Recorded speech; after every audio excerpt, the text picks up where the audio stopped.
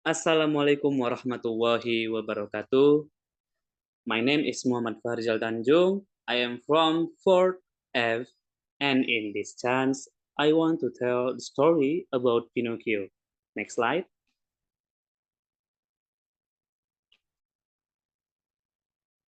Synopsis tells of an old woodcarver named Geppetto who lives in a village in Italy. One day, Geppetto found wood which he thought was perfect for making wooden dolls. When he was about to go to work, suddenly a miracle occurred where the wooden doll he created unexpectedly could speak like a human. Geppetto named wooden doll Pinocchio and treated him like his own son. Next slide.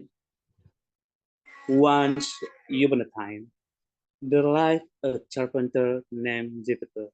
He lives alone in his simple house which only contains wooden items. Geppetto dreams of having a son who will accompany him. One night, when he was feeling lonely, he met a wooden doll. Because Geppetto was so skilled, the wooden doll looked very real.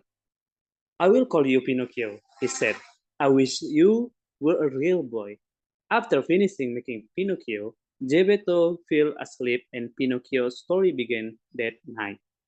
When Geppetto fell asleep, a blue fairy came and whispered to him, Dear Geppetto, you have always been a good person to everyone, so that I will give life to your little Pinocchio, said the blue fairy while waving her magic wand.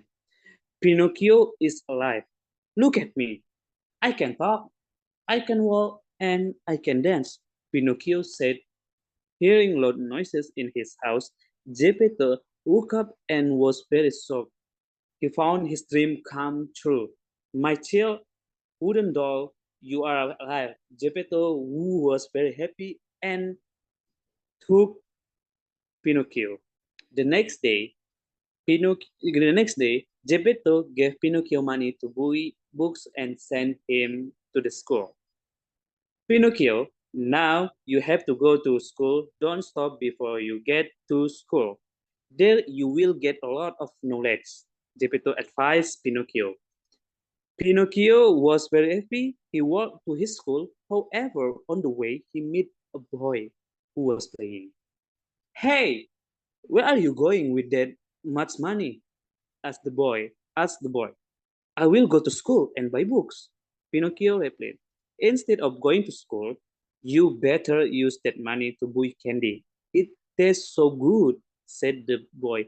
Magic Grasshopper jumped on Pinocchio's shoulder and whispered to him, Don't do that, Pinocchio. Don't listen to the boy, said the magic grasshopper. But Pinocchio didn't listen to the magic grasshopper. He went into the candy shop. Is all this money just for candy? Asked the shop assistant to Pinocchio. Yeah, my dad wants me to buy all this money for candy, Pinocchio said. But suddenly Pinocchio's nose grew longer. When Pinocchio came out of the shop, the boy quickly stole all the candy from Pinocchio's hand and ran away. Pinocchio has been tricked. The magic grasshopper again jumped on Pinocchio's shoulder again and asked why Pinocchio's money was decreasing. Pinocchio replied, the money fell and disappeared. When Pinocchio lied, his nose grew longer again. Pinocchio then continued his journey to the school. On the way, he met a wolf and a cat. They, they then called Pinocchio. Hi, we'll take you to our puppet show. We have one ticket for you. It only costs 5 coins, said the wolf and the cat. Pinocchio thought it was very attractive offer, so he decided to join. I have 5 coins. My father told me to go to an interesting show, and Pinocchio's nose grew longer again. Pinocchio went to the puppet show, but it turned out the tickets he bought were fake tickets. The show guard wouldn't let him in. Pinocchio sat down crying. Then came a strange man with long hair and beard. He saw Pinocchio, who was crying. It turned out he is Stromboli, the owner of the puppet show. He was very fascinated when he saw Pinocchio. a living wooden doll without using a string. Stromboli then invited Pinocchio to join the show. Pinocchio then took the stage. He danced and sang.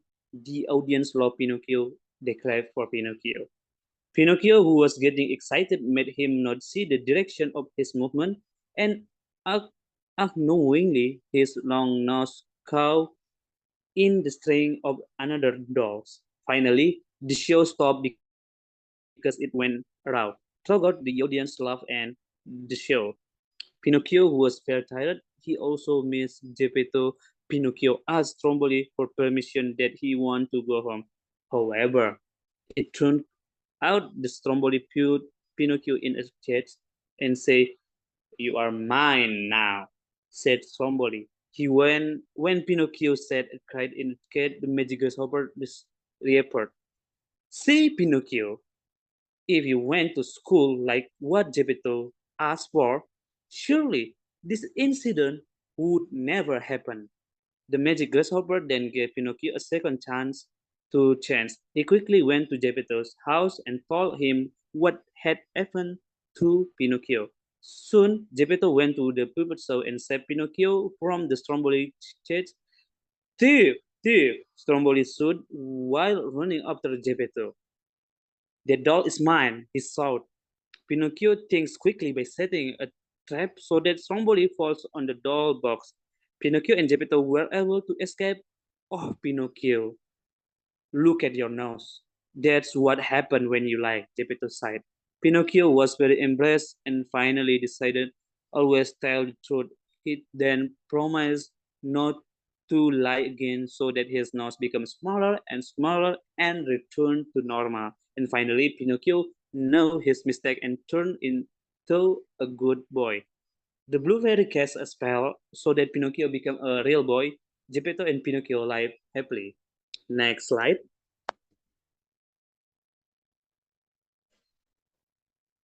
Summary: the message of Pinocchio's story is that honestly, of other positive values are very important in life. Pinocchio was initially very naughty and often dishonest, and whenever he lied, his nose would magically grow long as consequence. Thus, the message of Pinocchio's story is that everyone can learn from mistakes and become better, provided he has a strong determination to do so and appreciate positive values such as honesty, loyalty, and responsibility. Thank you very much. Maybe just this from me. See you later. Thank you for your attention. Assalamualaikum warahmatullahi wabarakatuh. Hi guys, my name is Dina Nofenda with NPN 200404152.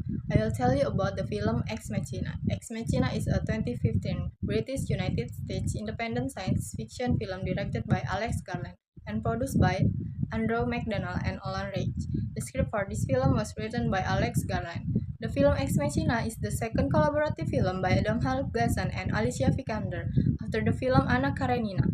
The film premiered at BFI South Bank on January 21, 2015 and released in the United States on April 10, 2015 on a limited basis and April 24, 2015 broadly. The film received positive reviews from critics.